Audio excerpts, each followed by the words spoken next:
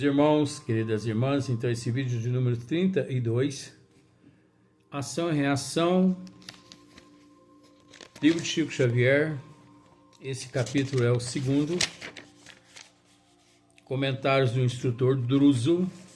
Depois desse capítulo, a intervenção na memória. Esse livro é muito profundo, né? Então Druso continua assim, né?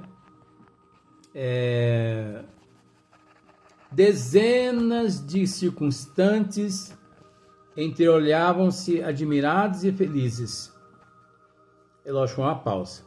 A essa altura, mostrava-se o mentor nimbado de doce claridade a se lhe irradiar do tórax em cintilações opalinas, né? Cintilações opalinas. Centenas de pessoas ali naquele departamento, 99,9% internos naquele hospital, naquele pronto-socorro, cujo nome Mansão Paz. E presente também André e seu companheiro Hilário. Todos ouvindo o instrutor Druso. Então, Druso continua assim. André fazendo as considerações dele. A essa altura mostrava-se o mentor nimbado de doce claridade a se lhe irradiar do tórax em cintilações opalinas, né? Fitei meu companheiro e reparando-lhe os olhos enevoados de pranto, busquei sufocar minha própria comoção. Todos, naquele instante, quando Druso falava, todo mundo ali, centenas de enfermos, inclusive André e Hilário, todos numa só reflexão, numa introspectiva. Vou tentar explicar para você. Sabe o que se passava naquele momento? Conforme Druso dizia, conforme ele descrevia, penso eu que todo mundo ali com os olhos fechados, ouvindo com o ouvido da alma, com o ouvido do espírito, numa introspecção. Essa introspecção é quando fechamos os olhos e permitimos mergulhar naquela história ali sendo relatada e ao mesmo tempo não só nos mergulhamos na história, como relembramos tudo que havíamos praticado. Tudo que tínhamos praticado. Posso usar um outro termo? Naquele instante, com os olhos fechados, todo mundo ali presente ouvindo Druso, mergulhados em suas consciências de encontro aos atos praticados. Isso dói tanto, gente. Porque, na verdade, isso não é julgar. Druso não estava ali julgando ninguém, e sim descrevendo-nos o percurso qual nós percorremos toda vez que infringimos os desígnios do Pai. Pelo contrário, Druso não julgava e apontava o defeito de ninguém, mas ele esclarecia-nos o efeito de causa, o efeito das nossas irresponsabilidades. E aqueles mais sensíveis, num mergulho íntimo para dentro de si,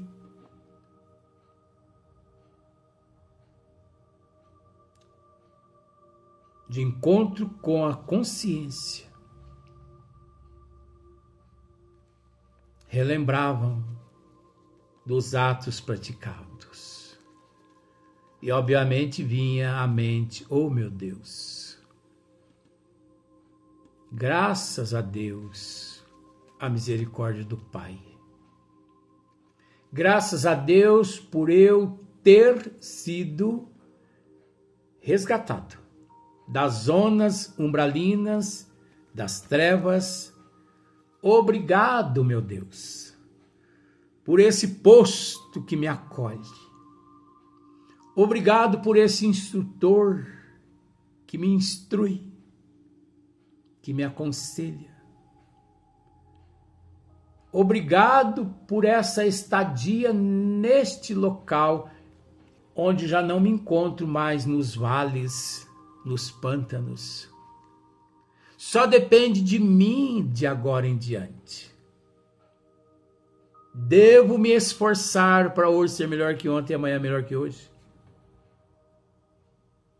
Devo batalhar mais que ninguém.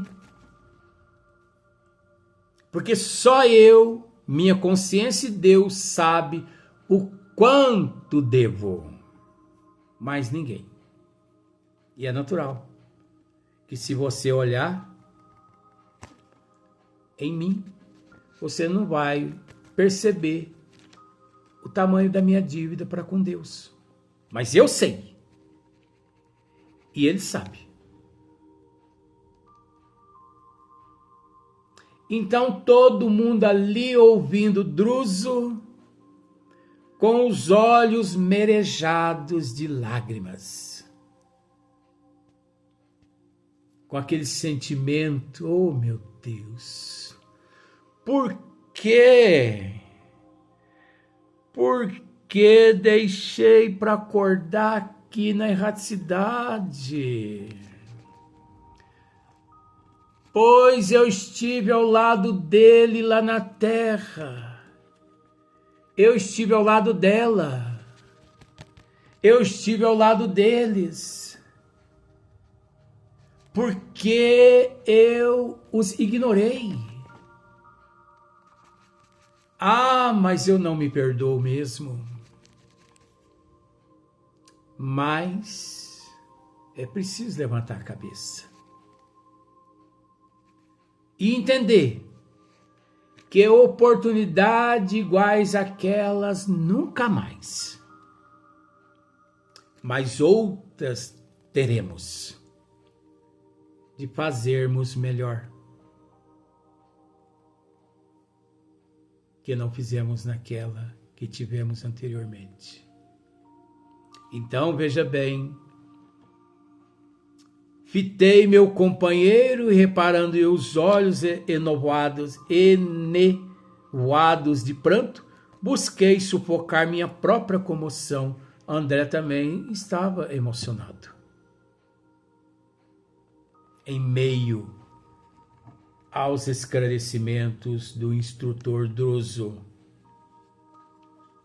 André continua: o instrutor não falava como quem ensinasse.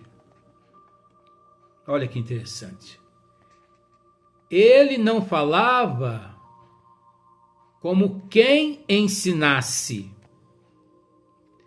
teorizando. Ele não teorizava. Estampava na voz a inflexão de quem trazia uma dor imensa sofrida e dirigia-se aos companheiros humildes. Então você conseguiu entender? Ele se fazia, primeiro ele demonstrava humildade, resignação e aceitação. Ele primeiro. Por isso que quando ele proferia, ele não era arrogante. A voz dele não torturava.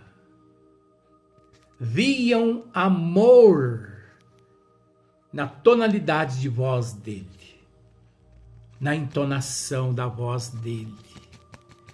Viam todos que a voz de Druso também encontrava-se embargada em lágrimas sufocadas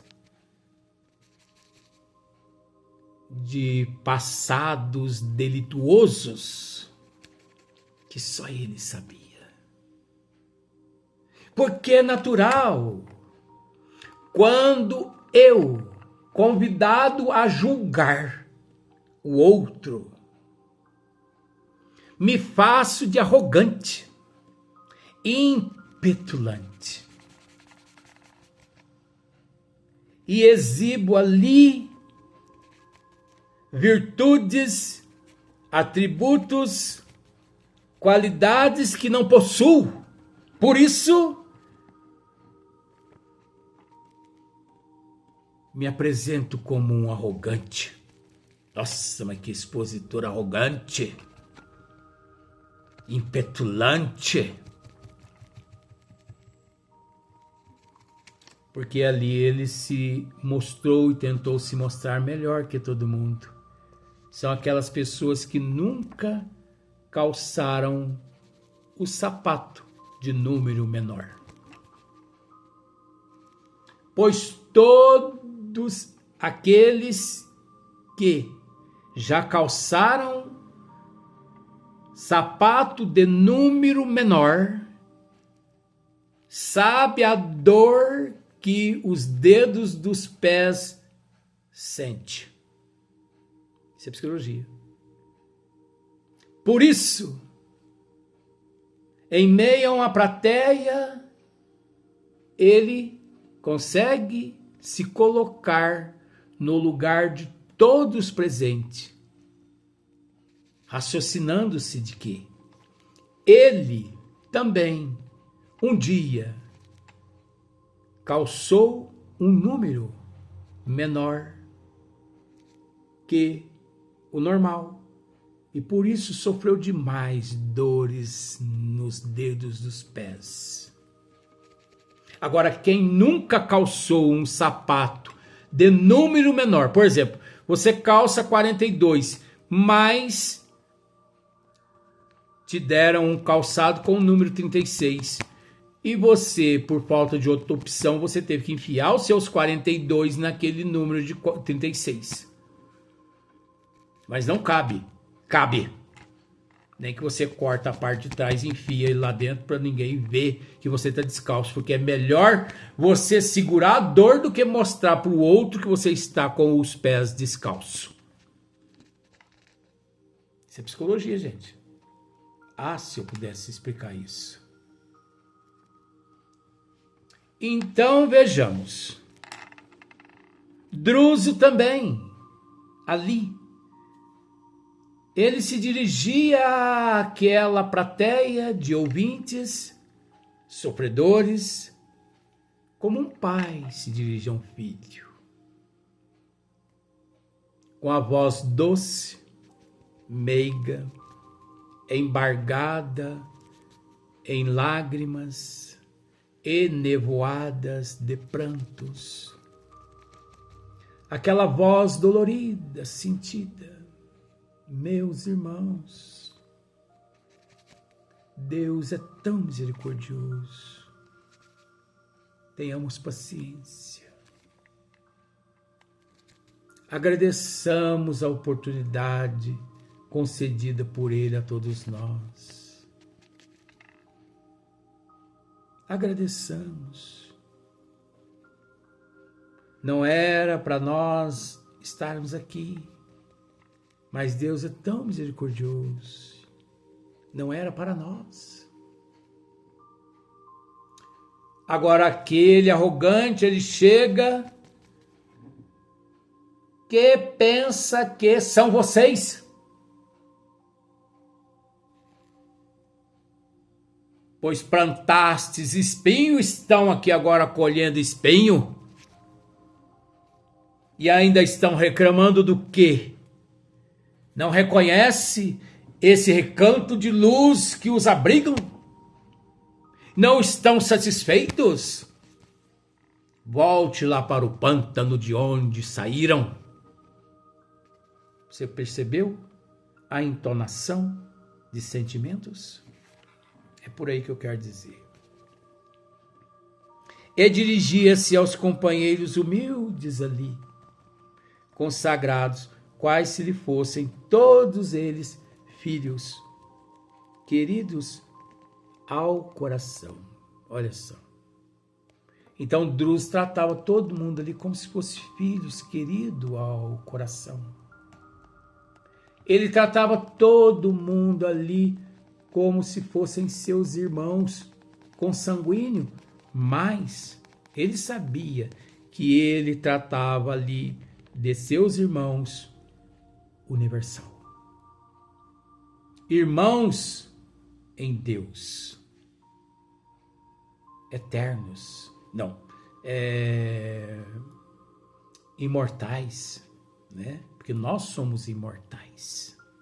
Deus é que é eterno. Nós somos imortais porque tivemos princípio. Mesmo tendo nós nos destacado do todo. Mas eterno é o Pai. Nós não. Né? Ele é o eterno. Então vejamos. Supliquemos ao Senhor, prosseguiu comovidamente Druz. Nos conceda forças para a vitória. Vitória que nascerá em nós para a grande compreensão. Somente assim, ao preço de sacrifício, no reajuste, conseguiremos o passaporte libertador. Olha só, no reajuste, na compreensão, somente assim, ao preço de sacrifício, no reajuste conseguiremos o passaporte libertador. Sacrifício. Nós precisamos sacrificar 99,9% de nossas más índoles. Devemos sacrificar tudo que nos causam atraso em nossa evolução. Eu devo abdicar de todos os meus desejos. Eu devo abdicar de todas as minhas fantasias e ilusões, dos meus prazeres de carne, vinculada ao espírito primitivo, porque é preciso entender.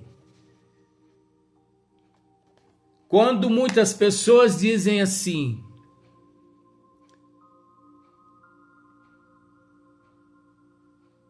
não é o espírito que é pobre, e sim a carne que carece da prostituição, do sexo, das drogas, das bebidas. Mentira! Isso é desculpa de quem não quer ser verdadeiro perante os desígnios de Deus. Porque não é a carne que não presta. É o espírito que não presta. E que por esse motivo, achando-se mais difícil a autolapidação de dentro para fora, transferem a responsabilidade para o lado externo, culpando a carne como se a carne tivesse algo a ver com a pobreza que o espírito traz enraizada em teu eu. Porque é preciso entender que o espírito, ele existe, ele sobrepõe e sobreexiste bilhões de vezes antes que o corpo biológico. O corpo biológico é nada mais, nada menos que uma roupa confeccionada pelo casal no momento da concepção. O casal confecciona aquele agasalho e entrega o agasalho àquela alma. E ali aquela alma agrega o teu perispírito e a tua consciência. Ó, o que nós acabamos de dizer. Ali aquela alma agrega naquela roupa o teu perispírito e a tua consciência. Porque a consciência significa princípio inteligente. Porque o espírito não tem forma. A forma do espírito é uma broxuleante vela acesa. Acenda uma vela. Sabe aquela luz broxuleante para lá para cá? Aquilo ali é o espírito. O espírito não tem forma. Aqui no corpo físico, mesmo o corpo físico, mesmo o planeta expiação e prova, a forma quem tem é o perispírito. Graças aos desequilíbrios, graças à matéria física. Então quem tem forma é o perispírito e o corpo físico. Então voltando. Não é a carne que carece. A carne não precisa de sexo. A carne não precisa de prostituição. A carne não precisa de droga, de cachaça. A carne não precisa de churrasco, de cerveja. A carne não precisa de matar e de roubar, de pedofilia, de serial killer. Não é a carne que precisa, meu bem. Aquele que encontra ali, residindo por algumas décadas naquele corpo de carne, quem necessita. Esse sim é o primitivo. De forma que a alma é que é primitiva. A alma primitiva, ela carece de todos os prazeres, de gozos aqui na terra. Luxúria, ostentação, obsessão. Ela que necessita de ostentação. Ela precisa de prazeres. É o espírito que não presta. Muitas pessoas dizem assim, faz parte do estudo aqui. Muitas pessoas dizem assim, a parte mais podre em um corpo físico é a língua. Mentira! Isso é pobreza de espírito. A língua é apenas um apêndice da alma. É um instrumento. A língua é um instrumento igual aos olhos, a narina, o ouvido, as cordas vocais, as mãos, os pés. Você já parou para pensar? Quem conduz a língua não é a língua. Quem conduz a língua é a alma. Então, quando sai dessa boca palavrões, não saiu dessa língua, saiu da alma que não presta. Porque a alma que presta, ela não xinga. A alma que presta, ela não prostitui, ela não bebe, ela não fuma. Ela procura hoje ser melhor que ontem e amanhã melhor que hoje.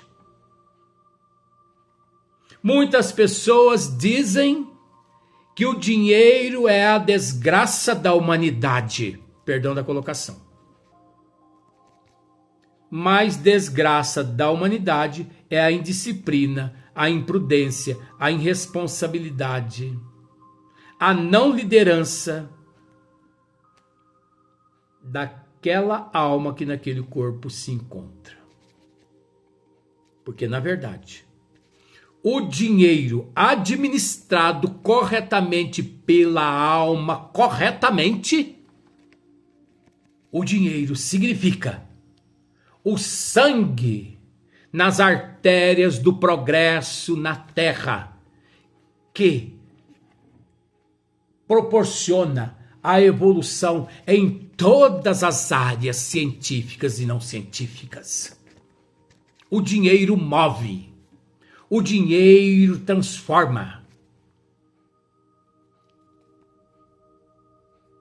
Tudo evolui, tudo cresce, tudo progride, graças ao dinheiro bem empregado pela alma justa. Agora, a alma má administradora, indisciplinada e irresponsável, materialista, apegada a bens materiais, é lógico que ela vai guardar o dinheiro dela no cofre da mesma forma conforme ela guarda 300 pares de sapato dentro de um sapateiro, 300 pares de roupa no seu closet e por aí em diante. Qual a diferença de um dinheiro armazenado em um cofre, 300 pares de sapato no sapateiro, 300 pares de roupa no teu closet? Nenhuma. A única diferença é a pobreza do teu espírito, que não consegue enxergar os teus irmãos necessitados. Então não é o dinheiro a desgraça da humanidade. Não é a língua o pedaço mais podre que há no corpo, e sim o espírito primitivo que habita esse corpo. Melhore-se esse espírito, que não conseguirão acusar esse corpo em momento algum. Porque uma coisa eu posso te dizer: e aqueles que não concordarem, diga aí que não concorda, mas me prove por que não concordam. Não é o corpo que prostitui. Não é o corpo que trai a esposa e que trai o marido. Não é o corpo que rouba. Não é o corpo que furta. Não é o corpo que bebe. Não é o corpo que usa drogas. Não é o corpo que mata. Não é o corpo que pratica pedofilia. Não é o corpo que pratica serial killer. Não é o corpo. E sim, a alma que habita esse corpo que não presta. É essa alma deseducada. Essa alma desvangelizada. Irresponsável.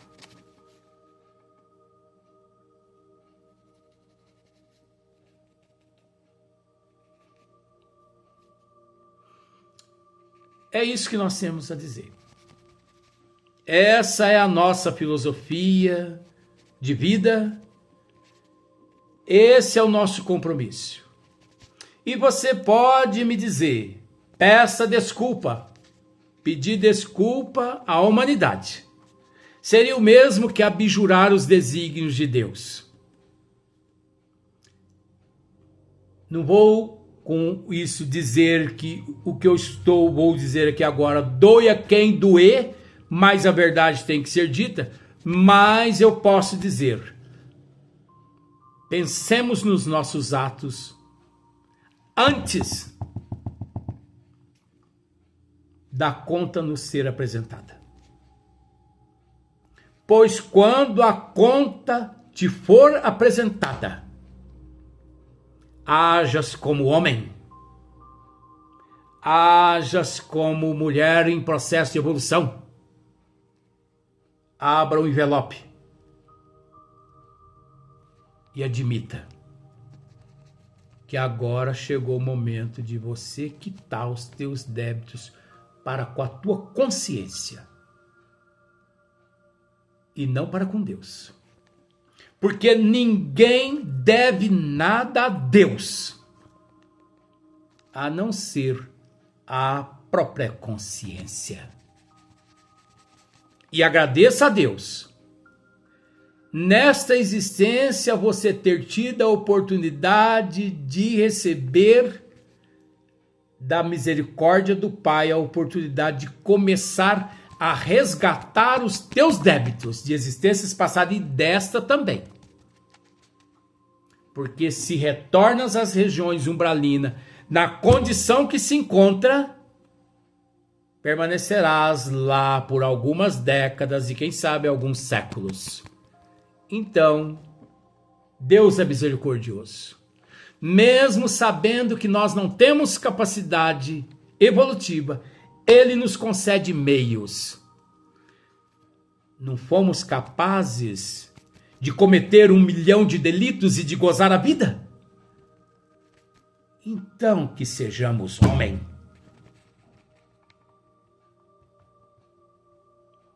Admitindo, com dignidade, com honestidade, de que realmente nos encontramos falho. Até o próximo dia, até o próximo vídeo.